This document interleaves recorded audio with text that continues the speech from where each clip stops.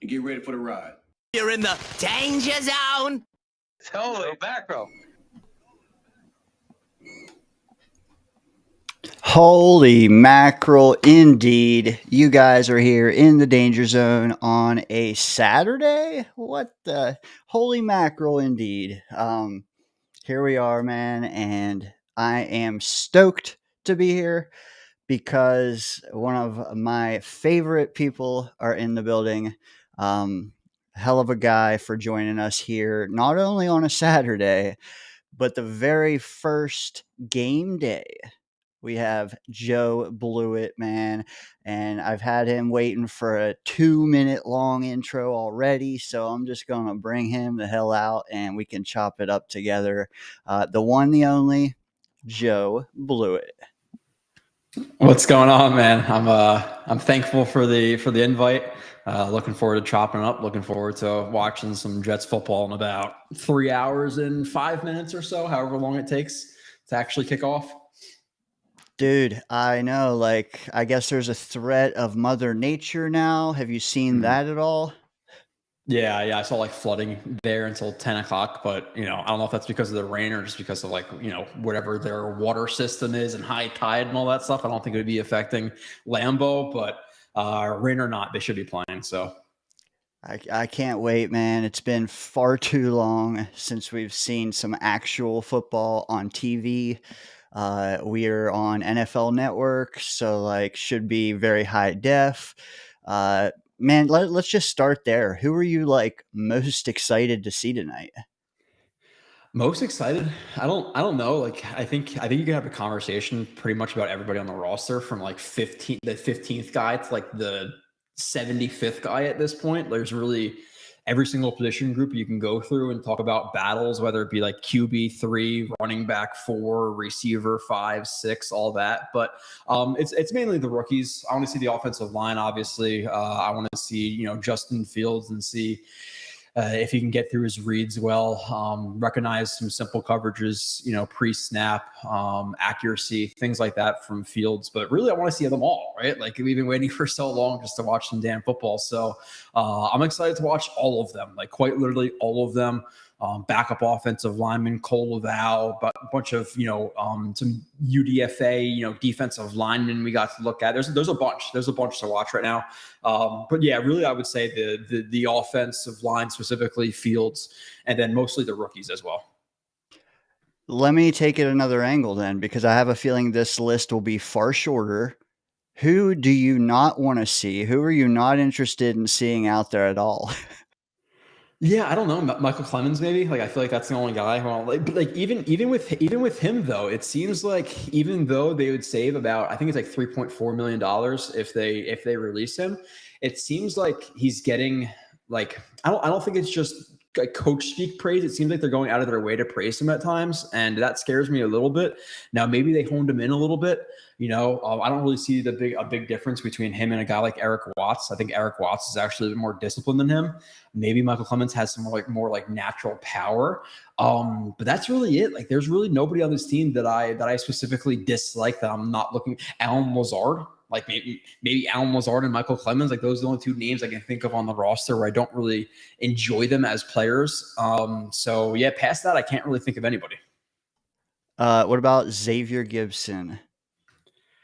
Yeah, that's an interesting one though too, because you have Xavier Gibson, you have him versus Pritchett, you have him versus Tyler Johnson, Lazard, Brandon Smith.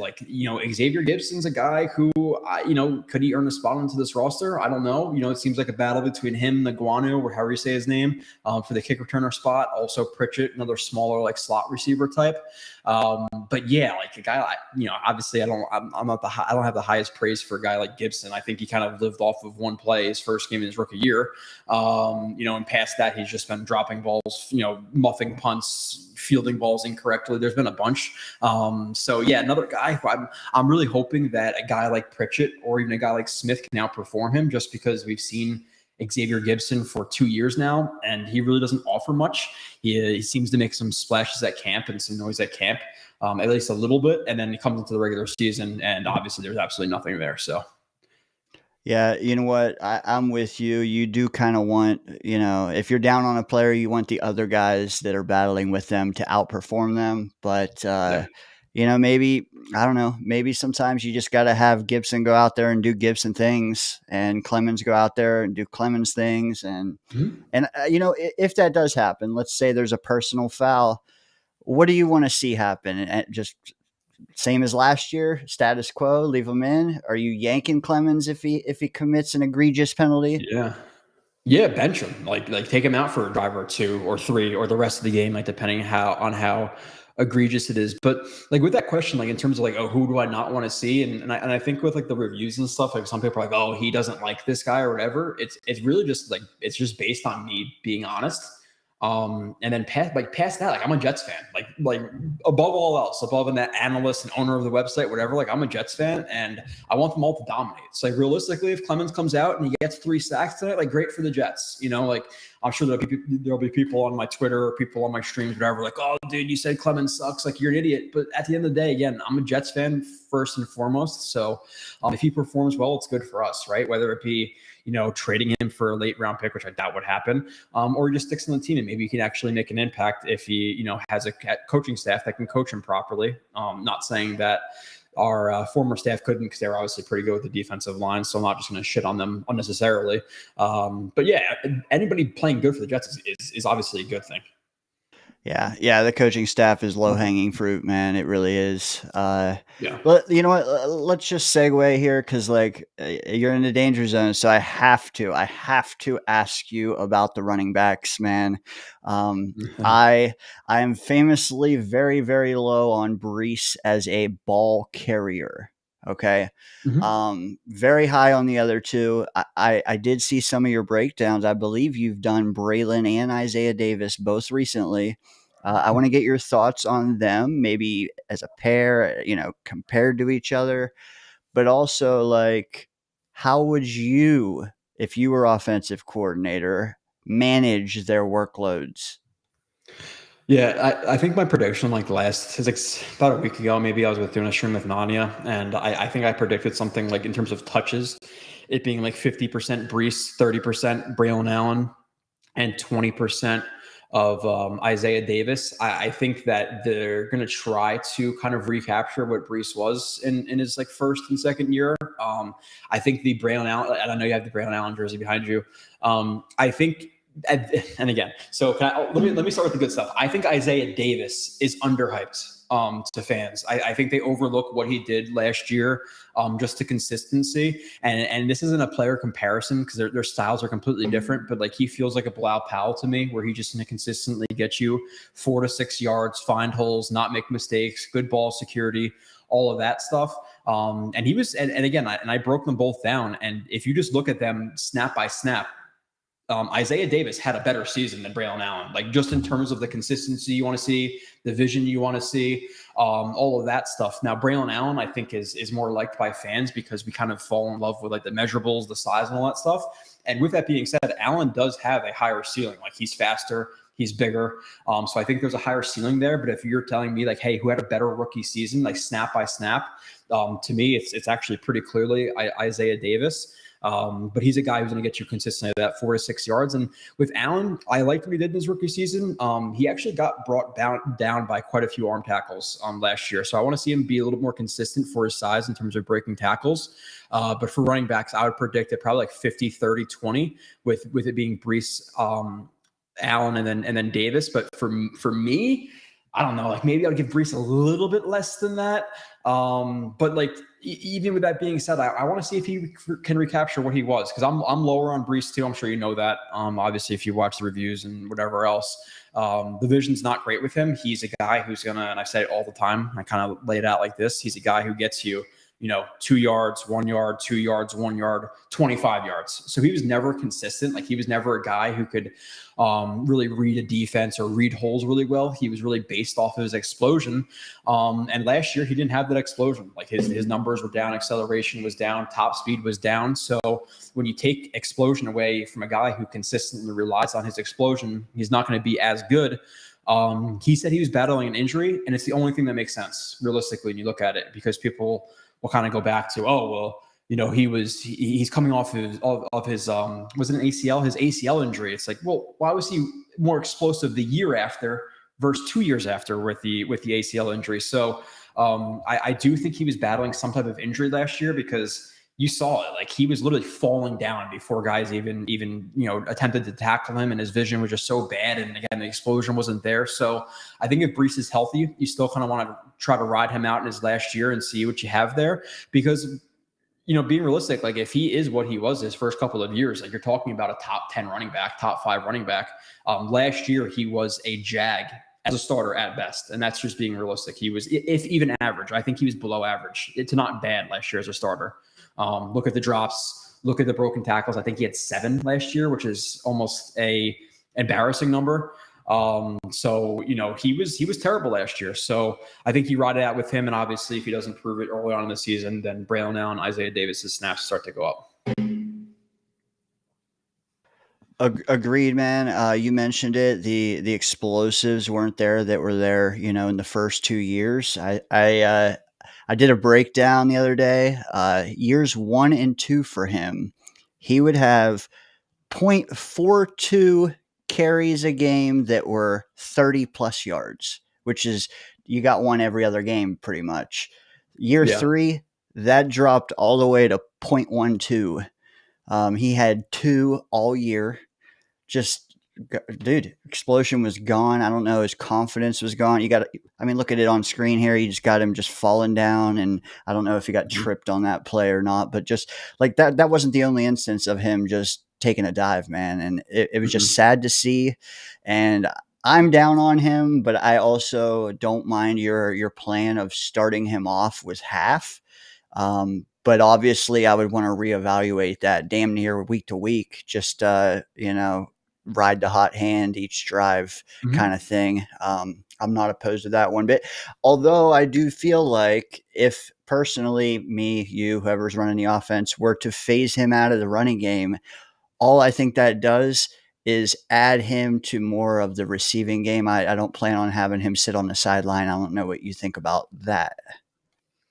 Yeah, no, I like to see him getting involved in the receiving game a little bit. Again, that might be a little bit overhyped, the receiving game, because really in the NFL level, and regardless, I know people pull stats out of their ass like, oh, well, on a Sunday when it's 76 degrees, he'll have this. Like, I don't really care about the stats type stuff. I've seen him make one really good play in the receiving game in 3 years, and that was against the Titans this last year. So past that, what play can you say that, like, oh, that was a really good play in the receiving game? Not that he's had a ton of opportunities, but I think that's a little bit overhyped for him. But with that being said, it's a thing where, would I rather have him on the field or Tyler Johnson? Like, give me Breece Hall, as a receiver, more to plan for, all of that type of stuff. But like you said, I think it's a good point. I think that the Jets will ride the hot hand. I think they're going to have a trio of running backs, and whoever's hot, keep him in, so if Breece doesn't earn it quickly, he will be substituted out for one of those guys if they're a little bit hotter. But I think he has like the most explosion and the highest ceiling of all these guys. So I think he will get his fair share of targets or runs early.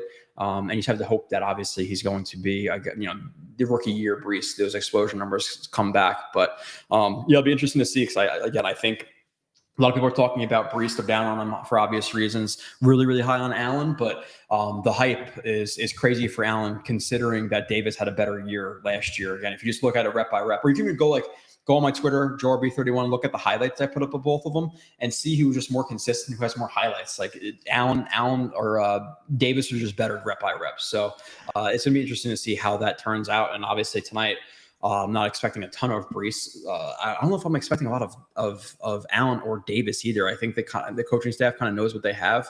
I think you're going to see a large chunk of Edwards and Nagano, whatever his name is, probably some other practice squad guy. We don't even know his name right now. But I don't think any of those guys are going to get a ton of carries, even though I'm kind of hoping to see Davis and Allen get a fair bit. Yeah. You know what? I agree too, because I did watch those breakdowns. Davis just had spark, man. Even when it didn't make sense that he should be doing what he's doing, he just does it. It's just he made it happen, is what I'm trying to say. And I know Murph really wanted to join us today. He would be sounding off on this argument. His thing with Davis, He wanted to dampen all of our spirits when it comes to Davis. He just thinks that the dude didn't run enough last year to warrant the hype he's getting now from some people in the fan base. And I get that, but like at the same time, like it's hard not to kind of just look forward, and it's like, where's Brees even going to be in 6 months? Like how this room can shape down the stretch. Like get on the bandwagon or it might maul you over, man. Yeah, no, like with Brees too, it's just a thing where I just really don't see a world where they extend him. I just really doubt it. One, because obviously if he underperforms, you're not going to want to sign him because you have two other guys behind him. And if he overperforms, I think he's going to want more money than he's actually worth, considering the last couple of years of sample size. So either way, I just think he's going to be way too low or way too high. I really don't think he's going to meet you in the middle. And again, it's not a big problem with Brees, but he kind of, he's a little bit diva-ish. There's some times where he's on Twitter and, the 3-4 football emojis and stuff. And he kind of talks about himself like he's great, even though he hasn't really proven much of anything at this point in his NFL career yet. A lot of it's been, hype that hasn't, like it was warranted coming out of college. He was great at Iowa State, but he kind of talks like he's already arrived and he's already really done something at the NFL level. Like, oh, I'm supposed to be the best and all that stuff. It's like, all right, dude, like, let's just have another good year. Like you've had one good year out of 3. Obviously one of them was with injury, but I just don't see a world where they can meet a good number with him. If again, he's too good, or if he's good this year. And if he's bad, obviously let's just roll with Allen and with Davis. You get both of those guys late in the draft. Running backs are a dime a dozen. And unless you're a guy like Derrick Henry or Barkley or Bijan Robinson, like those are the guys you're probably re-signing in today's NFL. But Brees Hall isn't one of those guys right now. And I don't see him proving that he is one of those guys this season unless he's like getting, 1,700 rushing yards, which I just don't obviously see. No, I'm with you. I don't know. Izzy Abanaconda, I believe, is he in Green Bay right now? Yeah. He came out this week and said that if he had to comp Braylon Allen to anyone, he thinks could be the next Derrick Henry. I'm just going to leave that there. You don't even have to say shit about that one, but I that's very, very interesting, Izzy. That's probably the last thing I'll hear from you, but I'll take it. Couple questions from the chat I want to get into real quick. First drive of the game, Joe. What group are you most interested in watching that first drive? I think can we exclude quarterback, because like it's always quarterback. Really, like I want to say offensive line, because they need to be good this year for the Jets offense to be good. So that's definitely my first. It's just because they should be good. Like realistically, you have what, 3 first-round draft picks, a high second-round pick, and then obviously Simpson, who got a decent amount of money. Like they need to be a top 10 unit this year because the Jets are going to really rely on the run game and hopefully build the pass game off of that a little bit. So the offensive line, there's so many. Like there's tight end. Like who's playing tight end this year? Like it's just Mason Taylor's not playing. So I'm going to say offensive line, but then I'm going to say, okay, yeah, but still tight end, still receiver. Like there's so much we need to see. Past Garrett Wilson, and some people don't want Garrett Wilson to play tonight, but if you want to give Justin Fields a fair shot, I think you have to play Garrett for a drive or two. And it doesn't seem like Aaron Glenn's going to shy away from the injury stuff. If it happens, it happens. Obviously, if the Packers start putting in their second and third stringers, then you want to take out your starters because you have guys trying to make a name for themselves and being a little bit reckless, and that's when you have guys getting hurt. But the receivers past Garrett too. Like we know Reynolds should be the 2, or at least in my opinion should be the 2. But past that, 3, 4, 5, 6 is completely up in the air to me. Like I don't think there's a set in stone guy for 3. I could see it being Arian Smith. I could see it being Lazard. I could see it being Tyler Johnson. I could see it being Corley if they want to get him involved in the yak type of game, even though I doubt that being realistic. But there's a lot of interest, but past quarterback, it's the offensive line, because that's what's going to make this offense churn this year. Agreed. And it might be a cop out, but just a smoother operation overall, man. Like just cleaner game, better, more sound tackling. And maybe you don't let the play clock run down to 3 seconds every snap. That would be cool. Or no timeouts after timeouts. That would be also nice. Or delay of games after timeouts would also be nice. Yeah, there was plenty really, really bad last year that what I'm telling you, like, and I played for a shitty high school football team. I don't think we ever took a timeout after a timeout. Like, that's legit. So for the NFL teams to do that, it was beyond bad with Saleh. And like we said before, I think Jets fans, obviously we tend to be positive, and fans tend to just blame people who are gone because it's easy to pass blame on somebody who's gone because they're not here anymore. That guy sucked. Everything here is great, So, but I think fans did that a little bit with Douglas too. Like, I think Douglas was like a C+, B-, B type of GM, realistically. And I think Saleh just ruined it all. Like, we're talking about a lot of guys we like on this team right now, Sauce and Garrett, and, made good signings with like Reed and, obviously Quincy Williams and JFM and Huff and whoever else. And at the same time, he still dismantled the defensive line. There's still plenty of mistakes, but I think he's like a B-, C+ GM. And Saleh just sucked, dude. Like, he was so bad. In terms of relative, like, to their talent, and this might be outlandish to say, and I'm saying this off the top of my head, so I don't really mean it. I have to actually think about it. But, like, did Gase do more with less than Saleh did? Like is he that bad? Like, because realistically, with the talent he had recently, he was just bad. I don't know if I ever saw Gase take a timeout after a timeout. And at least Gase, every time he came out and scored an opening drive touchdown, like there was like 6 or 7 games in a row where we had opening drive touchdowns. So he might be worse than Gase. Like, he was really that bad. Not only with like the in-game decision makings, the timeouts, the false starts, the penalties, all that stuff, but then also like he was a guy who preached, accountability and stuff and never held guys accountable. And I see Hazel saying ridiculous take. Gase won 7 games with an absolutely dreadful roster. And look what Saleh did the last couple of years. He won 5 games with Aaron Rodgers and the rest of this team. Like, it's how ridiculous it is. Look at the 2020 roster and tell me they should have won 7 games. I know a lot of them were Fugazi, realistically. But to say, was Saleh so great? Was he so great that we're defending him? For what reason? What did he do? Like, literally nothing. So he was a fake tough guy, in terms of like holding guys accountable. He could run the stairs. Awesome. I think he's a nice guy. I thought he would work out, but he sucked. Like, he was an F coach. I'm with you, man. I don't know if you can see this picture of Fields getting on the plane the other night, but if you see the right sliver there's Bob Saleh. And they didn't let him get on the plane. But I don't know who that is. But it looks like Bob Saleh. That's all I'm saying. Yeah, Saleh aged quite a bit and gained some weight. Those cheeks are drooping a little bit. For I know he's still fit, but again, and I liked him. And like you try to convince yourselves. We've had so many bad coaches in a row. It's like, okay, our time has to come eventually. And I'm sitting there, I'm like, oh, his brother, was in the building, 9/11, all this stuff. Like, it's meant to be. But realistically, looking at what he did, I don't think he can really get worse. What did he do positively? Minus, he developed some guys on defense and stuff. But in terms of just the wins, like, it just wasn't there. And we're all talking about how good some of these players on this roster are, and there's a reason. Like, it's they were good players. They were just severely undercoached in this entire offseason. It seems like without them even meaning to, they're just talking about this new staff, and they just keep throwing strays Saleh's way because, like, the first time we've been held accountable, it's like, come on, dude.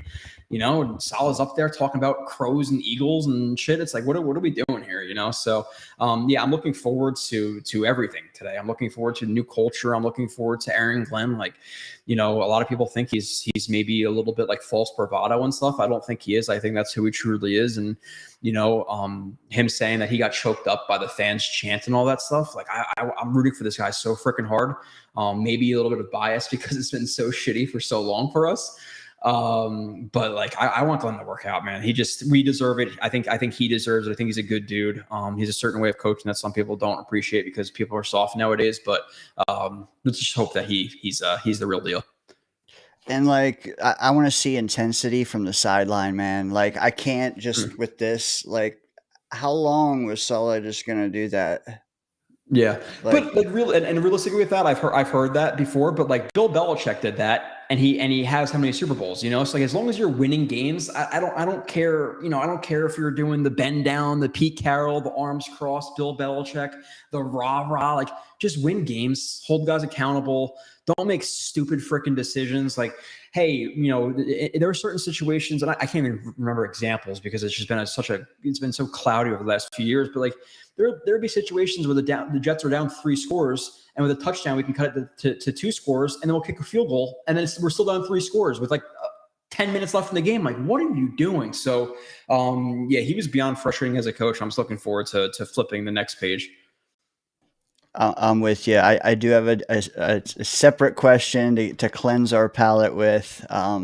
Murph, best co-host of the year award, comes in with a good one here. He said, Joe, do Jet fans need to slow down the hype on AZ Thomas, or does he have a legitimate shot at being the CB2 opposite Sauce at some point this year?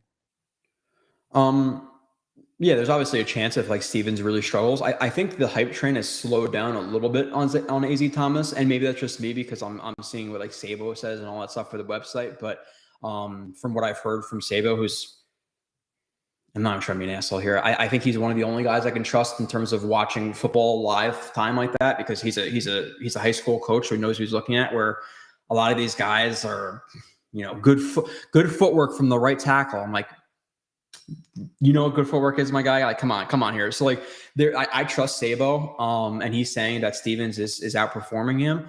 And with Stevens, I think he's a little bit. I don't want to be like a Stevens stan, but I think he's a little bit maybe underhyped by the fan base, because super athletic, really sticky in coverage. He has to learn how to play the ball better. And I'm not even trying to get into it because I did a whole review on it, how specifically he could do it. It's not just like a thing where, it's just like, he just has to play it better. Like that's a very broad type of statement, because there's very specific things you could do. And really the main thing with him is just after the receiver turns his eyes to the quarterback, like once he's looking back for the ball, if you're not looking back for the ball as well, if you're not in a good enough position to look back for the ball within about 5 yards, just don't look back, play the receiver's eyes, play through the hands. And there's so many times on his film where the receiver's looking back for 10 yards already, and then Stevens looks back and the ball's coming over his head and then he loses it. So like there's little things that he could do. There's like coaching points like that. Hey, looking back for 5 yards, lock on him. Don't ever look back for the ball. Like little things like that. And there's more examples with Stevens that he can improve on. So I feel like the Jets kind of, and with Stevens and a lot of other guys, whether it be the Arian Smith, they got a lot of guys this year who have like really, really good traits, but like one fatal flaw. With Stevens is playing the ball. With Arian Smith, it's catching the ball. So if they could figure out how to just fix the ball skills thing. I'm not even saying like making him an elite ball skills type of guy, just make him okay. He could be a really solid number 2 corner. So I think people looked at him, and realistically, what do people do? And I do the same shit. Like after the Jets draft somebody, I watch YouTube highlights because I know I'm going to watch 2 days of film, but for that immediate moment, I want to get hyped up. I want to be a fan. I'll watch the YouTube highlights. But I think what a lot of people do is, hey, Brandon Stevens, PFF grade. Oh my God, he sucks. Yeah, no, he sucks. Like that's the only opinion of him. But there's a reason I do like the hour or 2 reviews sometimes. He has a chance to be a pretty solid player if he could fix that. And that's obvious. That's a pretty obvious statement, but it's not just the thing where it's like, luck of the draw, fix it. There are ways that if Aaron Glenn's watching this, that he could fix it to at least be okay. Yeah, I like it. I mean, what restores my faith a little bit in that signing is how quickly after free agency opened, they went and got him. Like it was either the very first signing or the 1B signing on the next day. Like it was bam, and that's the guy they wanted. Like how do you then question that for 6 months? Like AG corner knows his shit. Yeah, Literally heat-seeking missile to Brandon Stevens, and he had DJ Reed in house. Like nope, straight to Stevens. Like you got to kind of just give it a little bit of trust and let it play out. He obviously sees what he needs in a corner in Stevens. It's just got to make it happen, And there could be 2 more things with the Stevens thing. One, and I do think they'll move Sauce at times. I don't think they're going to move Sauce. Like it's not like a thing where, hey, we play the Steelers, like he's going to follow Metcalf every single rep. I think on key downs, they'll do it, third downs, red zone, things like that. I do think Sauce is still relatively strictly going to play the left side. And Stevens is a guy who played pretty strictly the right side. Like there was some slot reps, there was some safety reps, but I think and again, this is just my opinion when they signed Stevens. Maybe it's changing now, depends on how much they actually move Sauce. So if I'm wrong, I'm wrong. But initially I looked at it like, hey, Sauce is the best at left. Stevens always played right. So you have the right side. That's one factor. Two, the second factor to me is they clearly like size, right? Whether that be Sauce, whether that be Stevens, whether that be AZ Thomas. So they like the size. So he fits kind of two categories that I think they were looking for. And on top of that, they have faith in themselves. Like you said, like he's, they're all, they all have really developed a lot of good DBs throughout the years. So I think they see a guy again with a fatal flaw. And if you look at it, like $12 million isn't that crazy of money for even a lower end too. It's really not that much money. Now I get having a gripe over it being 2 years instead of one, but 12 mil, right? Is it 11, 12, something like that? Like it's not that bad of a price for what he is right now, which is a lower end two, with the potential of being a pretty good number two corner. So yeah, I'm really excited to see him, and if he could play that ball better. Sometimes it's easier in practice, because there's not that much pressure on you to play the ball well. But yeah, it's gonna be interesting, and it seems like every year. I think he was the first signing, because we always have really weird first signings, right? With Douglas, the very first one Uzama, or who, I forget exactly who it was, but the last couple of years, like it's always like a random guy. I think Simpson was last year, and people didn't love Simpson at first last year. Obviously we love him now, but it's always kind of random. Nobody expected Stevens, but here he is. I love it, man. Hey, and you never know, like if you judge something from the first reaction to like the last reaction, look at the case of Tyron Smith, man. This fan base was so lit that night. I think it was a Saturday night or a Friday night. We were like the most hype we were all summer long, and then he ended up being a key catalyst in our downfall, in my opinion. But anyways, I want to go to the chat one more time here. John B comes in. I don't know if you were tapped into this the other day, Blewett, but big viral take from a beat reporter who we were just talking beat reporters a moment ago.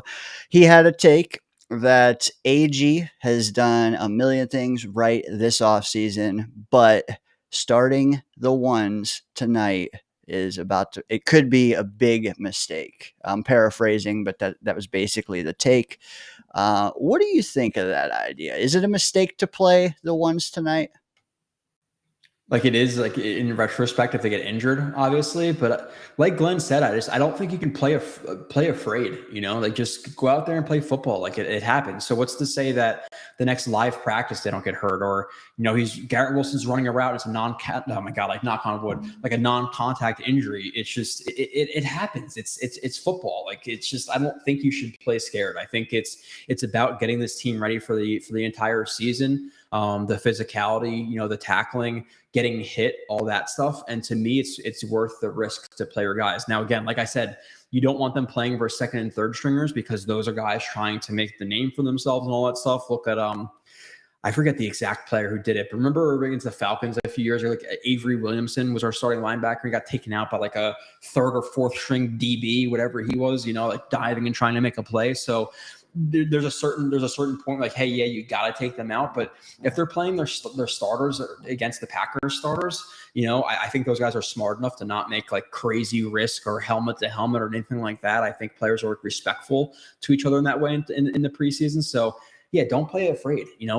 Okay, so Giants practice, should there be nothing live? Why practice against the Giants? Why play preseason game 2? Why play preseason game 3? It's like, and I don't know if you curse on the show, so I apologize because I've been cursing a lot, but like, and excuse my French here, but it's fucking football, right? Like get over it. You gotta play. So it just is what it is. It's just a reality of a game that's very physical. Agreed. And like you said, you can tear a ligament walking to your car. Like it's the way it is, man. Especially, well, hopefully if you're Gumby, then you can just stretch those ligaments, but we'll see. A random question for you. Have we seen Quinnen Williams peak? My God, that's really out of the blue. Probably, right? Like he's 27, 28 years old. Even if this is let's say this is a better system for him, however it ends up turning out being exactly, it typically takes a year, and then after the first year, he's going to be 28, 29, getting 30. So like, I think probably like what was like 2 years ago where he had like 12 sacks. Like that was probably his best year he'll have of his career. Do I expect him to be better than he was last year? No doubt. Cause I think, and again, Jets fans always overhype their players a little bit. I think Quinn Williams is a top 3, top 5. I think he's a top 3, top 5 defensive tackle in the league. I do, legitimately. With that being said, in 2024, he was probably top 10, top 15. Like he was not Q, specifically in the beginning of the year. In the run game, he got pushed around a little bit more. And I don't know if it was a thing where people just tapped out a little bit at the end too. Like it seems like some players started to play with a little bit of lack of effort. Your coach gets fired. You have 2 years of Super Bowl aspirations, and you're not even getting close to sniffing the playoffs. And your season's pretty much over in late October, again for the 6th time in a row for Q, or 5th time, whatever it's been. So yeah, he was down last year. I think he's definitely going to improve, but his best that he'll ever be, I don't know, just because I think it takes a year or two to really get adjusted to this type of stuff. Now it is like an attack type defense, and they keep saying that. Salo is more like a penetration type defense. I think when they say attack, they don't mean attack gaps. I think they mean attack offensive linemen in this type of system.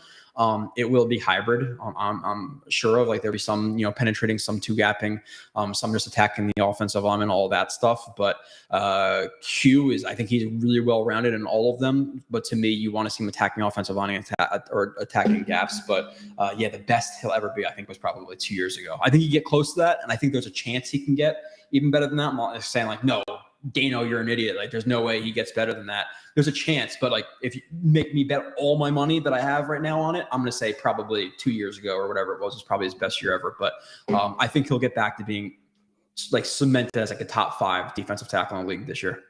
Yeah, I like it. And you said, it might take him a year in this system to kind of really find himself. Also, like, I think a big impact on him doing that is like, does Jermaine have a career year? But Jermaine probably needs a year as well. So like, let's see them in 2026. Hopefully Quinnen's still got everything he has now. And then maybe they can both put in career years next to each other. That would be cool. Yeah, I don't think you can expect it from JJ at this point. Like again, the Achilles injuries are real. You need explosion on the defensive line as well. Now, he was a guy who 2 years ago didn't necessarily make his money or he didn't earn his reputation based on rushing the passer. It was more the aggression, the leadership, the run game. At this point, I think he's been at best an average pass rusher. Let's just be realistic.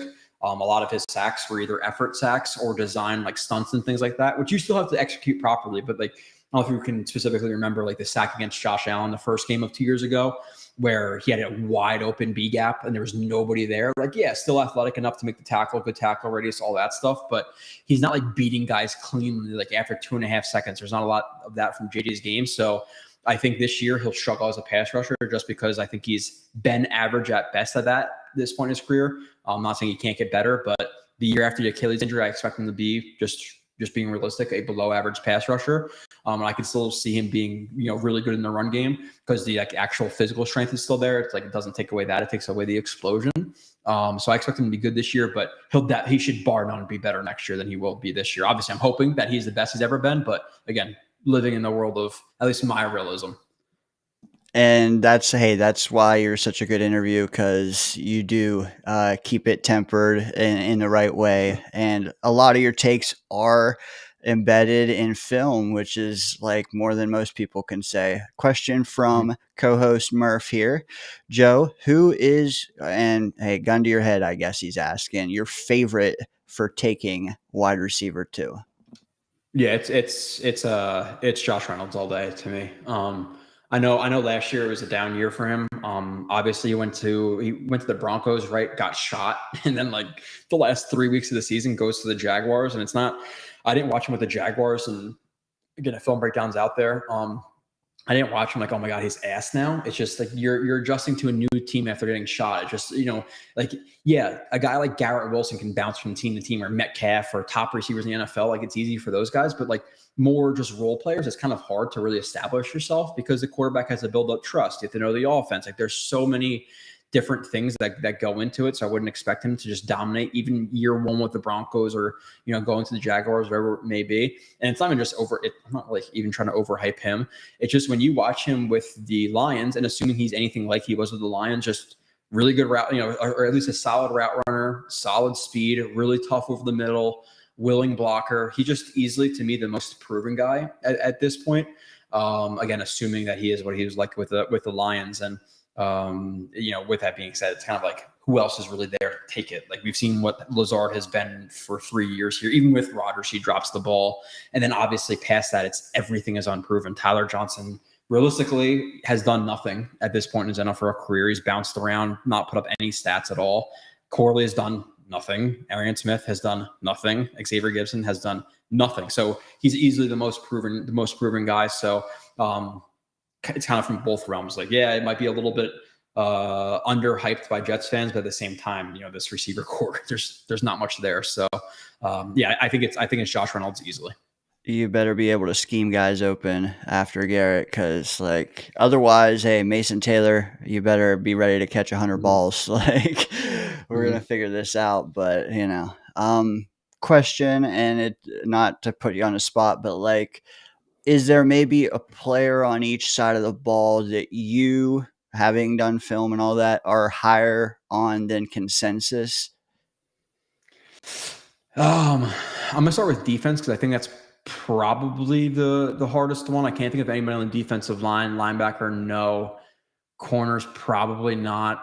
And I think this is a little bit this is a little bit of a reach, but I think it's really the only one I think could impress this year and is not getting the benefit of the doubt where everybody's saying, oh, the DB coach is going to help all these DBs. Tony Adams, man, he's a guy who has, in terms of the athleticism at safety, he's the most and Cisco has size plus the speed, which makes him I don't know how do you quantify athleticism, but in terms of speed, acceleration, he's the fastest safety we have easily. And in terms of matching up, if you're going to take any one of our safeties against a slot receiver, it's Tony Adams. Malachi Moore, good player, good instincts, all that stuff. He's not very explosive. He's not very fast. Cisco, pretty fast and all that stuff, but he's not as fluid as Tony Adams, and the top speed isn't there. So, undrafted guy, terrible tackler, over his first few years. Cisco, realistically, and I know people talk about his coverage, whatever last year. My biggest problem with Cisco, and I can pull up plays if you want me to. There were 7-8 just dreadful tackle attempts last year that either led to massive gains or touchdowns. And I'm talking dreadful tackler times last year. So that's my biggest problem with Cisco. Same thing with Tony Adams. So why are we giving, and I know Cisco has proven more picks, all that stuff, but we're getting the benefit of the doubt to some other guys and not Tony Adams. So I would say Tony Adams has a shot, because of his athleticism to make maybe a little bit more of an impact and maybe even hold back a Malachi Moore. I'm not predicting that per se, but in terms of underhyped, guys who are kind of more sniffing the bottom of the roster, Tony Adams. And then offense. I think you probably, if you watch the shows and some of the stuff on Twitter and stuff, I think what I'm going to say. It's Andrew Beck, bar none to me. And again, assuming he is what he was with the Texans, I always have to preface it by saying that, because Tyron Smith was very, very good with the Cowboys. There was very little weaknesses within the Cowboys his last year. He came to the Jets and he was dreadful. So you don't really know what happens from year to year. But Andrew Beck, dude, he is very, very, very easily, again, based on film, the best blocker the Jets have. That's not an offensive lineman. He runs better routes than Jeremy Ruckert, and he's better hands than Jeremy Ruckert. So why is he not fullback 1, H-back 1, tight end 2? That's kind of how I feel about Beck. So, I don't know why, and maybe it's because he's a fullback who was signed for $900,000, $1 million, whatever it was. He's not getting hyped. But just go watch him. And I don't know if I can share my screen. I almost want to pull up freaking Andrew Beck highlights right now. Please, bro. It's just it's honestly, it's just a thing where he's the routes are good, the hands are good, limited opportunities. The blocking's very good, controlled, strong, very patient as a blocker, smart. So I watched him, and I think he bounced from. He went to the Texans to another team. I forget exactly who it was. So I don't know why he's bouncing around. It could be a thing where And we have to be realistic, whether it be looking at NFL players, whether it be looking at college prospects. There's a lot that we don't see behind the scenes, whether it be them in meeting rooms, medicals. Are they an asshole? Do they not pour themselves into the team? Like we don't know why he's bouncing around, but just based strictly on film, Beck is a guy who is severely, in my opinion, undervalued by Jets fans. And I'll look like an idiot if he's cut in a couple of weeks. But again, all I have is the film to evaluate on, and if I could pull it up, I'll try to show you guys like highlights and just legitimately. Like I know people typically watch these shows or whatever, and they're probably like a little bit passive in terms of actually looking at the screen, but like for the next minute, just freaking watch the screen and look how good of a blocker he is. So I'll try to. How do I share it on this? I'm gonna have to just do the entire screen, which who cares? I'll share my entire screen. I'm not hiding anything. Here we go. You can see my entire screen. Yes. Okay. No, Davis highlight. I was on Davis before. Okay, so we could talk about something else during this or whatever, but like, okay, just watch him play and tell me like, okay, tell me this guy is not a better blocker than Jeremy Ruckert. And some of the route running stuff I didn't put in the review because, or in the highlights because people are gonna watch it and be like, oh, that's not a good route. Like he didn't even catch the ball. So I don't want to like fight with people on Twitter, so I avoided that. But if you watch the full review, like he runs pretty good routes. There were some one-handed catches on his film. And again, just by far the best positional blocker that the Jets have. So I don't think he's going to be returning kicks or anything like that for the Jets. You're just putting it in here because obviously it's a highlight, but just watch the next minute and a half of him and tell me, okay, this guy should not be involved in the Jets game planning heavily as a blocker. So that's kind of where I stand on. That's definitely where I stand on the offensive player who's underrated at this point. And then again, Tony Adams is just there's a sliver of hope for me in my opinion that's not being discussed. Well, and the thing with Adams, man, he is dirt freaking cheap this year. I believe in a contract year, so like you have him, why cut him? You're paying him like $1 million or whatever. And then, hey, if he balls out, maybe he sticks around because who knows what's going to happen with Cisco. Do you, well, a couple things. I do want to ask you one more thing about safeties, but we'll come back to that. Murph had a question. He wonders if you are GM and you're keeping Beck, does it cut into your running back numbers? No, not really. I think they keep 4, regardless of Beck, and that's just assuming that I don't know if I'm pronouncing his name right, Nguanu or whatever his name is. I think he's going to be like the kick returner, just because I haven't heard much of anybody else. Like Nguanu has proven more in his 3 or 4 returns than I think Gibson has proven. To me, just being realistic. See that? Hold on. Let me just rewind that really quickly. That one-handed catch. But it's I would say it's those guys, and then like. It starts to factor into like maybe tight ends and stuff, but they're not stacked there. So like I'm not looking at running back 4, tight end 3 and 4. I'm like, oh my God, how do you keep Beck? I think it's relatively easy to keep this guy. And again, okay, so you went to the Packers, maybe the Packers and the Colts for like a little stint, but again, it's like watching those highlights. It's why is he not being discussed more? But yeah, I don't think it factors into the running back numbers. It's not like, oh, if Beck wasn't here, then we're going to keep Donovan Edwards. I don't think they're going to keep 5. So I think Nguanu or whatever is the running back 4 just based on the kick returning. Yeah, you know what? I've heard it a million ways. Wang Wu and Nwangu. Like, I don't know. We have to hear him. You know, if he didn't break his hand last year, I wonder what he would have did the second half, man, because he came out electric. Scott Foster chiming in here because believe it or not, in the past month on this channel, someone tried telling us that they went to training camp and not naming names, but they went to training camp and they believe that we are out there trying to convert Ruckert to fullback exclusively. Do you know anything about that? And is that fact or fiction? Maybe throw it in the private chat if you can't throw it on here. Who said that? I don't know, man. Like, are people like? Is it a beat reporter who's trying to fill up words for articles? I don't know. To me, Ruckert has realistically, like, there's some good blocks on his film, but the problem is he's just so damn volatile that you can't rely on him as a fullback. Like he's a bad blocker at this point. Like, if you're volatile, it means you're bad. Realistically, like, yeah, there's some flashes on there, and I could put up 10 plays of Ruckert looking really good, but then there's just so many whiffs on his film. So Now you want him to start working a little bit more space, or now he's going to be over his toes a little bit. If you're relying on Rucker to be a blocker, you got problems. I think he's a tough dude, all that stuff, whatever. And we all like him. Jets fan, dad's a Jets fan, Long Island or whatever. We all watched one Jets drive and start creaming our pants or whatever. But the dude sucks. Let's be realistic. And I said it on Twitter the other day. He can't block and he can't catch. So what does he do? And I keep forgetting the exact game it was, but there was a game he caught the ball, turned upfield, and then just fumbled the ball. I don't know if it was an interception or not interception, an incomplete pass, or even just maybe fumble out of bounds, whatever it was, whether he recovered it. But he came and run with a football in his hands already. He's just been so bad. Really, I can't even, minus maybe a block here or there. I can't think of one positive play of him to receive. Actually, there's one contested catch in the seam I can remember. So scratch that. But he's been a massive disappointment for a third round pick. So I don't think he's going to be cut because who else is playing tight end on the Jets roster? But realistically, on a good team, he's either not on the team or he's tight end 4.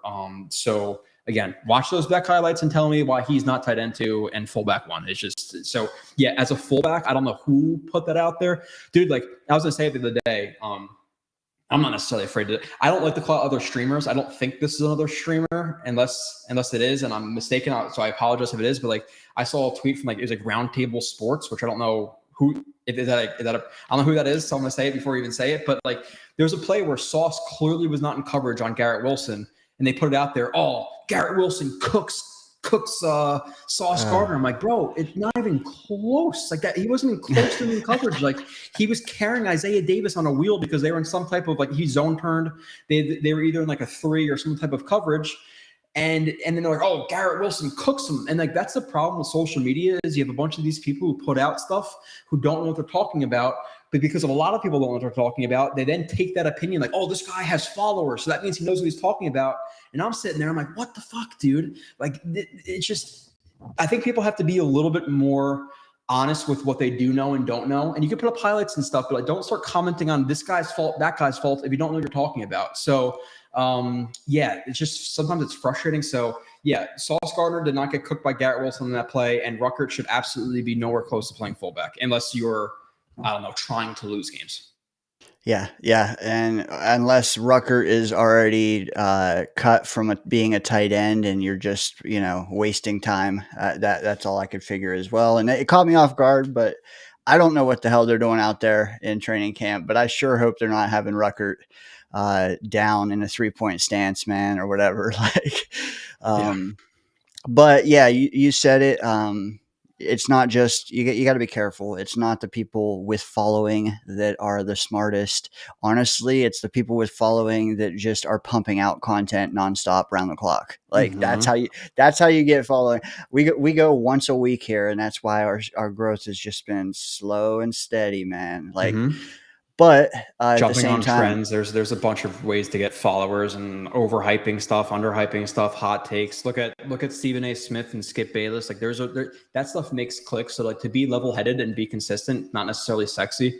And that's the same thing with me. My YouTube, and we've been doing it for years now, is 10K, where other people have 30 and whatever else, because it's not necessarily sexy. And I actually, in terms of sexy, I do plan on sexing up the short film reviews next year. So watch out for that, because they're gonna be a lot better. But nonetheless, hubba. Yeah, it's just it's hot takes, it's jumping on trends, it's whatever. But you just be careful who you get your information from. I'm not saying me, because there's people who are smarter out there than me, but let people prove it to you first that they know they're talking about. Sabo knows who he's talking about. For me personally, I've done reviews with Marcus Coleman, Eric McMillan. They played in the NFL, and we connected pretty good, and they taught me some stuff and all that. So and I go to clinics and all that stuff for football and scouting and whatever else. But just be careful. Just because the person has 30,000, 40,000, 100,000 followers does not mean they know shit. How does Dolph Kleiman, whatever his name, have 300,000 followers, whatever it is? The guy's a complete jackass. So it's a very interesting, I don't know what the word is, how people have them many followers. I don't know, but nonetheless, it is what it is. Just be careful out there. That's all I'm saying. With you, man. Love your work. Sabo's tweets from camp are immaculate, and I usually judge it by like, do you say something football related that goes over my head? Because if you did, you probably know what you're talking about. Sabo does that all the time to me. The only thing with Sabo is I make fun of him for it too. Like Sabo, like I feel like you can ask Sabo, like, okay, your favorite color is blue, right, Sabo? And then and again, I love him. I say I own a website with him, but then I'll be like, well, define blue. There are many different categories of blue, so I don't know exactly what blue you're talking. So like he gets into like for like a very simple answers, he gets into very long things sometimes. But no, Sabo legit, he knows a lot what he's talking about. Him and Nania actually started the site first, and then they reached out to me to see if I wanted to join, and then I became an owner. But just knowing who Sabo was, so seeing his film reviews and knowing what Nania did, I was like, okay, this is a good group to go with because they know what they're talking about. And even if we didn't grow to being what XFactor is nowadays, like at least I could be kind of proud of what they are and who I own the website with. Now we've had the benefit of doing well, but which is great. But yeah, look at Sabo.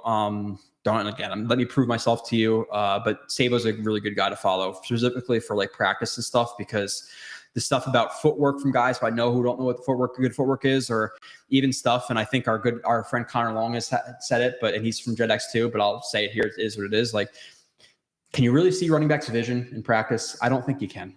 So they burst through the line for 10 yards is automatically good vision. Did they get lucky? Like, you don't really know.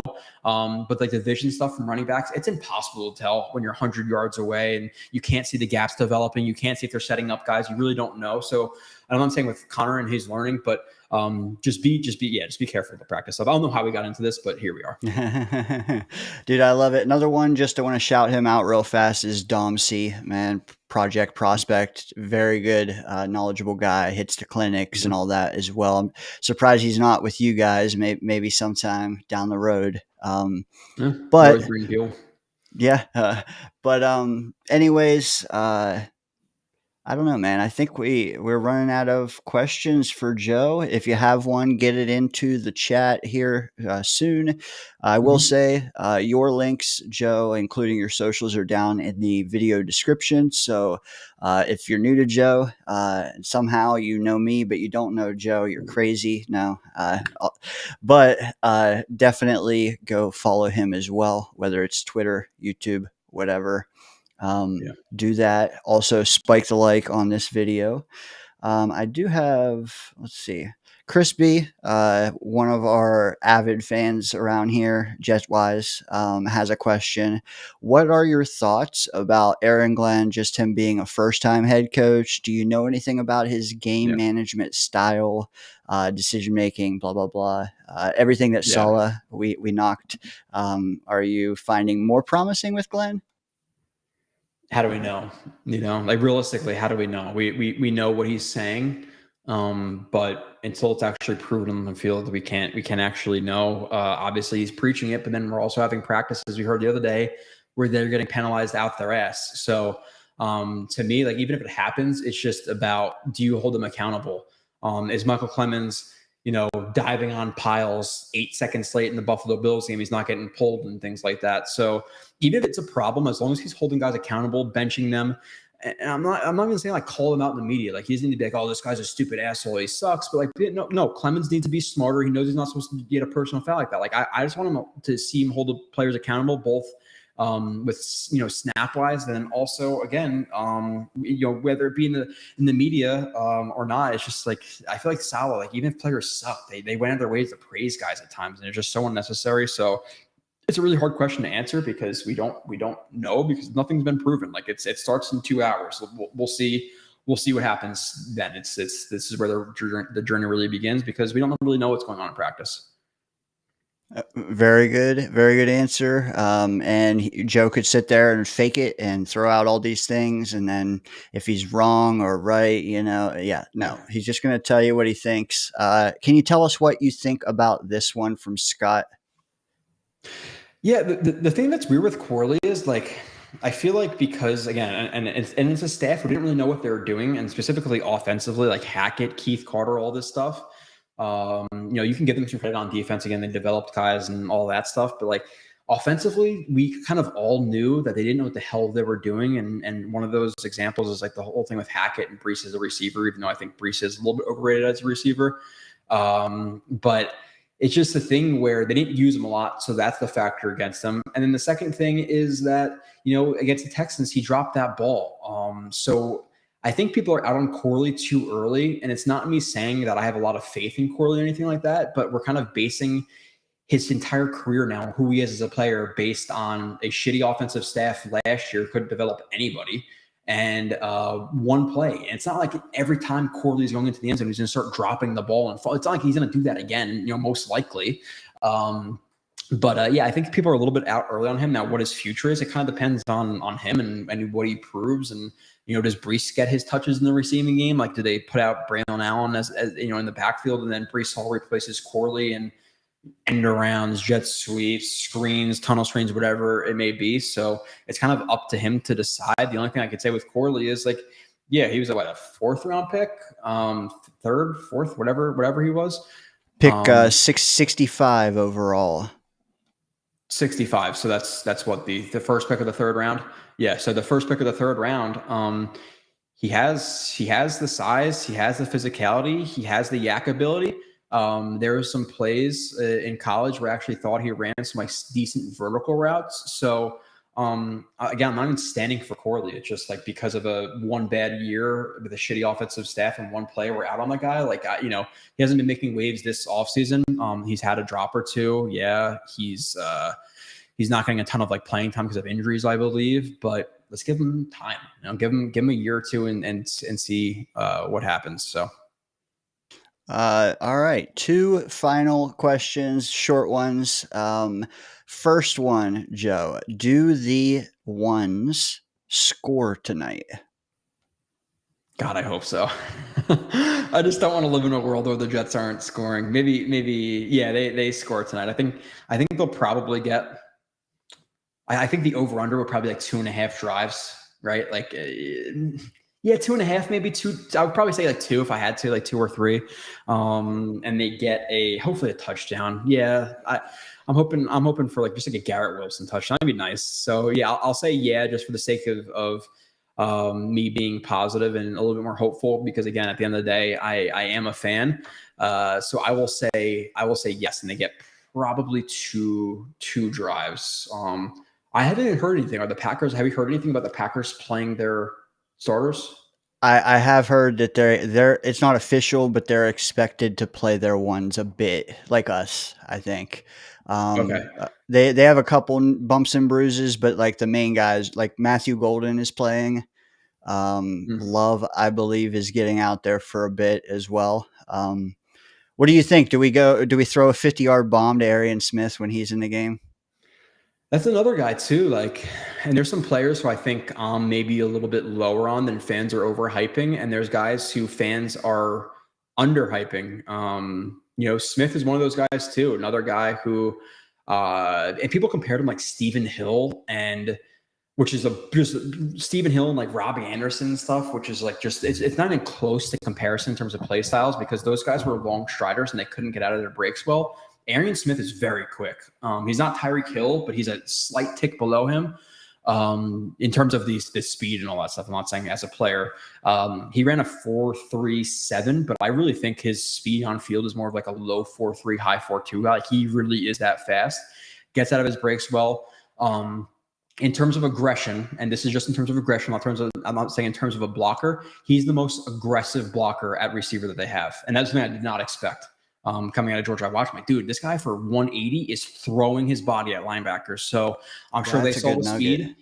They saw the aggression, and really looking at the receiver group this offseason. I don't think and I think people associate me or just people in general saying, oh, X receiver is not always your number one. Your number one can be a Z. It's just about where you line up. Your number one could be a slot. Look at Amon-Ra St. Brown. Or whoever, but I think Garrett Wilson ideally is more of a slot or a Z receiver, at least at this point. Garrett Wilson, if he struggles with anything, it's with getting off of press coverage consistently and getting vertical on guys. So I was looking at the Jets receiver core this offseason. I'm okay, if they're not going to really splash in free agency, I think they're going to go for one of two things.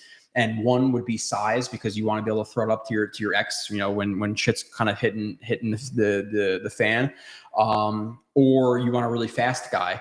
And then I look at Arian Smith, all these guys who have speed are getting drafted higher than they expected. And, look at Jamison Williams. Not saying he is Jamison Williams, but they brought in that speed element. Again, I thought it was going to be size or speed that they're going to bring in there. If not, you get both. Obviously you're getting like a legit number, legit really good receiver. So I looked at the pick, and a lot of people hated it, but like I understand the pick in terms of what they need for this offense. They need a guy, and they don't have a guy currently who could really consistently take the top off the defense and really be that threat. So I would love to see Arian Smith get a 50-yard touchdown, because it'd be a little bit good for my stock. And again, not standing for him, but like people hated that pick, and I looked at it like it makes sense in terms of what they need specifically for this offense with the upside he has. Again, another guy like Brandon Stevens, who has that one fatal flaw, his is catching the football, which is obviously a big problem. A little bit concerning at first, and again, it's not like, I don't know how big of a concern, but he's like, oh, well, I don't really know how to improve catching the football. There's not really anything you could do. And I'm like, whoa. There are definitely things you could do to improve on catching the football. And he seems like he's working on it, the whatever thing goggles he's wearing, after practice with the jugs, attacking the football, not letting the football cross your eye plane if you can't track the football into your hands. That's a big problem. Knowing how to attack the football in terms of like overhand, underhand. There's a lot of like little technical things you could do to improve catching a football. A lot of it's confidence too. So hopefully he's really working on it. He gets some confidence, because what's going to happen with Jets fans. If the first time he drops a 50-yard post was going to be hit for a touchdown, it's going to be a problem, especially on social media. So if I was a player on the Jets, I would just delete my social media. Like I just wouldn't even look at it, because it's going to factor in. Like even if I think a lot of players say it where it's like, we try not to let it factor in, but we hear the noise. Just get rid of social media, like especially when you're a rookie and stuff like that. So, Arian Smith 50-yard touchdown would be absolutely fantastic, because like Garrett Wilson's sweet. He hits a 50-yard touchdown. Like we all know he could do it, but Arian Smith balling out, like that's big time for this offense, because realistically he could be receiver 3. Like we don't know if he balls out. You know what? I want to take the opportunity to trademark the term Smitty for Fitty. I hope we hear that 12 times this year. It depends. I guess it depends on who's calling the games. I don't know if we're having some like generic broadcasters or whatever. At least the home games I'll be there. Yeah, but I don't know the teams who are calling it. But I'm happy to be back on like Sunday at 1:00. Even though I think people hate a little bit too much on prime time. And as a fan who goes to all the games, or at least most of the games, I think the most underrated time slot is the 4:00 window for me. Doesn't happen a lot, because a lot of the West Coast teams, nighttime kind of sucks. You're getting home at 2:00 in the morning. And then I got a little 19-month-old toddler who's waking me up at 6. So that sucks. The best thing about 4:00 is you get to the game, you start drinking some beers. Me personally, you're tailgating while watching the 1:00 games, and you go into your next game instead of walking out typically miserable to your car at 4:10, 4:20. You miss the entire first half of the 4:00 games. So give me 4:00 games all day. And announcers saying Smitty for Fitty. Is that what you said? There you go. Hey, week 1, we're playing the Steelers. TJ Watt, of course. I do know who's calling that game. It's Ian Eagle and JJ Watt. So did JJ Watt announce last year? Right? Or did he not? Is this his first year? I did see him last year. I don't know if he was like the third man or if he was in the 2 spot, but I do believe Tiki is like, and JJ's, yeah. I'm cool. I'll take pretty much anything over Tiki, but give me Ian Eagle 17 Sundays out of 17. I love Ian Eagle, and I don't know if it's just because of like, I don't know if it's even because of the Jets. I think he announced the Nets when I was like really, really into basketball when I was a kid too. And just in general, I think he's a really good announcer, but I have like a little bit of nostalgia for Ian Eagle, because some of like the early J Kidd, Vince Carter days with him calling those type of games. So give me Ian all day. I have no problems with Ian. Okay. However you pronounce it. I will say I'm on the West Coast now, and 4:00, which is 1 for me, is so much better than waking up 10 a.m. You got football, and then you get like, I don't know, last year, how many Sundays were ruined? Like for me, 10 Oh, yeah. o'clock, 1 o'clock, and I'm just stewing for the next 10 hours, just pissed. Like, Yeah. nah. Yeah, and Well, you know, instead of cracking whatever your favorite beer is, maybe you're feeling a little bit like a Sally that day, and you're cracking mimosas, you know, so you can't even drink what you want at 10 o'clock in the morning, you know. So no. yeah, no, it's yeah, that would suck a little bit waking up that early for games. But yeah, 4 o'clock, especially being here, is by far the best to me because you're still getting home reasonable time. You don't gotta wake up at like we get there at 7:30. We're waiting in line for a half an hour. So I'm waking up at 6. You know, for me, I get to work at 12. So I'm sleeping for 4 or 5 hours and I go drinking all day and whatever else. So 4 o'clock, get to wake up later, watch the 1 o'clock games. It is elite football, 4 o'clock. It just unfortunately doesn't happen. Final question for you, Joe. What is on the menu for you tonight? Anything in particular you want for the very first action of the Glenn era? Yeah, I thought you were talking about like menu, like wings or something like that. I was like, I don't really screw with that stuff too much, especially not at nighttime. But nonetheless, yeah, I don't like on the menu in terms of like what I want to see. What'd you predict on Twitter? No. 47-0? Yeah, I was joking, I'll take but that. you know what, I did mean food menu. Yeah. Oh yeah, yeah. Yeah.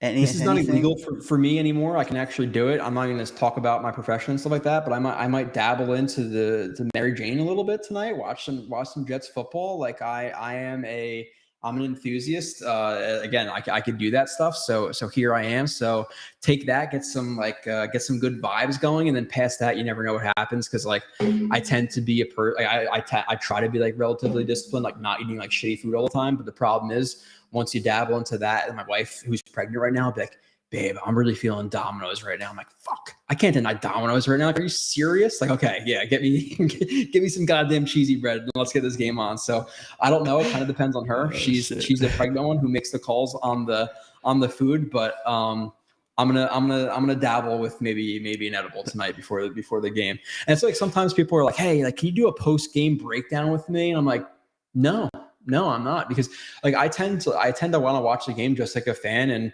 have a few beers, maybe an edible, and watch the game and enjoy it. Like I don't want to be watching it like an analyst because then the rest of the week I do that shit. Like I watch it on film. I watch the same play however many times, 3, 5, 10 times. Like I have time to do all their stuff. Like when I'm watching the game, I just want to enjoy it. I just want to be like everybody else, not to be like, oh, you know, like people will be like walking up to me like after the park, like, oh, did you think the Jets should have ran cover 3 versus cover 6? And I'm like, dude, no. Like, let me just enjoy my Sundays and kind of live normally. So yeah, some of that, and then kind of maybe whatever the wife decides. Again, I can't make the calls with a pregnant wife, so we'll see. You know what? If there's ever a cheat day throughout the week, at least them 3 hours, you got to get something, man. And I hope you enjoy it. Awesome having you on today, man. Short, sweet. Last night we did like 5 hours, so this was like great, man. Just straight to the point. Let's get to it. Chop it up. And let me ask you this: Matthew Golden on Sauce. Does that intrigue you? Like not really, but only if he gets beat. Like if he starts getting beat by Matthew Golden, I'm like shit, because then you're gonna see all this stuff on Twitter and whatever else and Roundtable Sports saying he got cooked by Matthew Gold, maybe even when he didn't. But yeah, no, it's like no, it's not. He's not DK Metcalf. He's not. You know, whoever else we're gonna be playing this year, CD Lamb. You know, whatever. So like Matthew Golden, is he legit number one?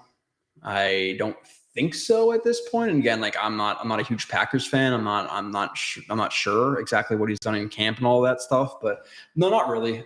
For me, like, yeah, you want to see the starters do well, but I'm really more interested in the positional battles. And really, again, like quite literally every position, there's something. QB3, running back 2, receiver 3 through 8, you know, tight end 2 through 4, backup offensive lineman, Carter Warren, Max Mitchell, Cole Laval, Harrison, you know, who are going to be the backups. I think Myers and Okafor are cemented as backups, but past that, you really don't know. Who are the defensive tackles? Who is D tackle 2? Who is D tackle 3? Who is D tackle 4? Do they keep 5? That's a battle to watch.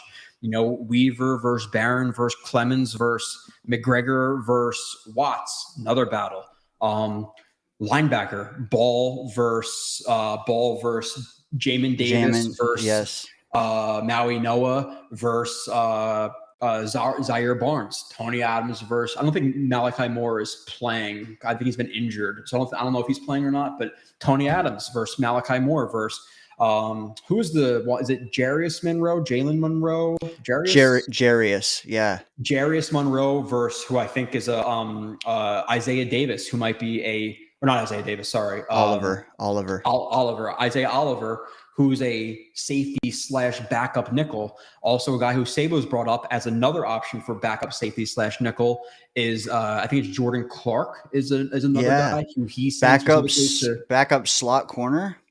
Yeah, but he also plays safety too. So I think they might want that fourth safety to also play backup slot. So that's another battle. And then corner too. Like there's so many positions to watch. JDC versus Stiggers is another one. I'm not sure if there's anybody else out there. I'm not sure how serious Chris Boyd's injury is because that's another guy like who has to make an impact potentially. He's a guy who's brought in for special teams. But if Stiggers and JBC are killing it in special teams, then why do we have a special teams ace? So like there's so many things to watch. It's just so fun to watch it because we talk about it and we try to find topics for so freaking long. To actually have football back again, thank God, it's just awesome. And hopefully it's just like there's been so many years where whatever the expectations are, it really doesn't even matter. But like there's been so many years where end of September, October, your season's over. Like it's just not been fun for so long. So it's like, give me a tough, gritty team who's fun to root for. It hasn't been fun to root for since 2015.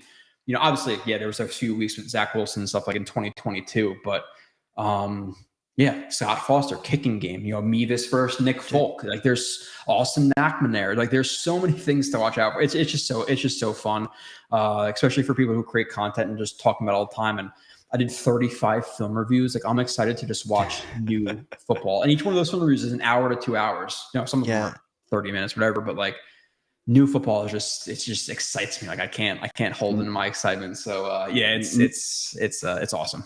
And that's actual content, like new film, new reps. Like there's all these guys, their stories are still being written. I can't even we have so few guys that are past their prime. So like, I'm just hoping that everybody takes a baby step forward and, it's possible. It is. So, new film. You're talking about like new film, there's new football. Like I think, so I did 31 reviews. So I basically watched the Jets season 31 times after already watching how shitty it already was. So like, that's the problem. You talk about like walking out of a stadium miserable. Like my problem isn't even like, there's times where I wish I could just turn off. Like I don't have to create content or whatever else because, I don't want to disappoint website and I want to get money and all that other stuff, whatever. But like, there's times where I'm walking out of an absolute ass whooping and the Jets just got beat 41-9. And I'm like, I have to do a film breakdown of this. Like I got to go watch this again and again and again, and then break it down and then talk about it. It's like, it's so hard to be motivated when they're that bad. So just give me a team I can legitimately root for. Like just give me a really competitive, and again, I want 17 wins, but give me a competitive 6, 7, 8 win team realistically, with some hope into the future, money rolling over, re-sign some guys like Simpson, ABT, whatever it may be. And then we'll see what happens with the quarterback position. I think fans want to buy into Justin Fields, and obviously just like Zach Wilson and Sam Darnold, there are Justin Fields truthers. But realistically, he's on his third team in a couple of years. Most likely is not going to work out. So we'll see what happens in the future. But as a Jets fan, I want him to dominate. But yeah, it'll be interesting to see what happens with the quarterback situation going forward. Unless he really, really plays well, I just can't see him being, and I think mid would be a big upgrade for what he's been. But even if he's mid this year, okay quarterback, do you just roll into the next year with him again? It's like, I don't know, So yeah, there's just so many things. There's so many things to look out for right now. Would you sign up for a season that was similar to the Steelers year last year? What do you mean by sign up? Like I could take that in a couple different directions. Disciplined football. You're in every game. Maybe you falter down a stretch, You're talking about like a Steelers. I thought you were talking about like a Justin Fields Steelers type season. Okay. Yeah, Steelers you're talking about. Did they make the playoffs? Were they like 10 wins, 9 wins, or close to that? Of course, I would take that. Realistically, Vegas has us at 5.5 or 6.5, whatever it is. Like, yes, I would take being a near playoff team, no doubt. I thought you meant that in the Justin Fields way. I'm like, okay, if he plays like he did with the Steelers, then we're definitely moving on.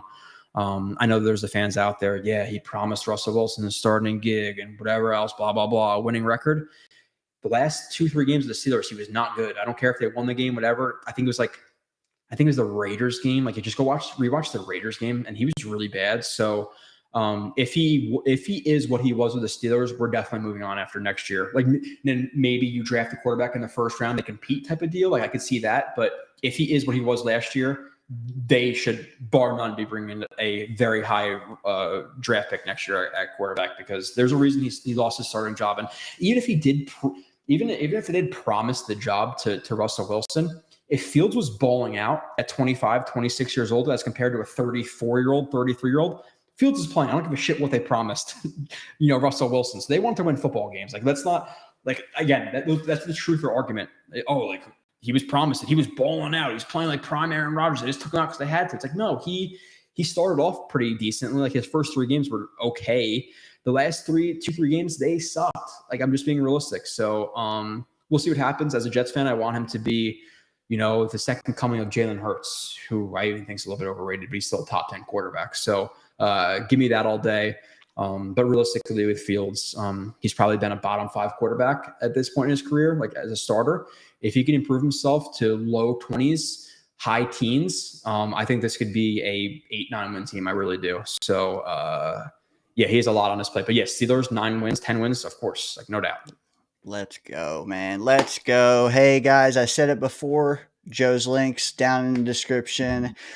He's Joe Blewett. I am Dayne-O. Thank you guys for watching the Danger Zone, and enjoy this game. Hopefully the weather stays away and we can chop it up here the next couple of days after an exciting performance. Joe, have a good night, brother. Yeah, I appreciate you bringing me on, and I'm sure we'll be talking again relatively soon. See you guys.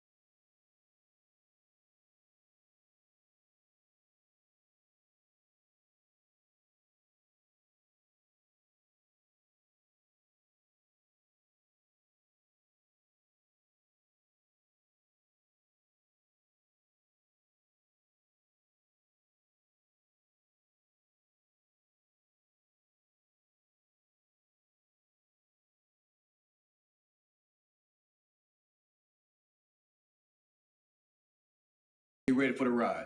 You're in the danger zone. Holy mackerel.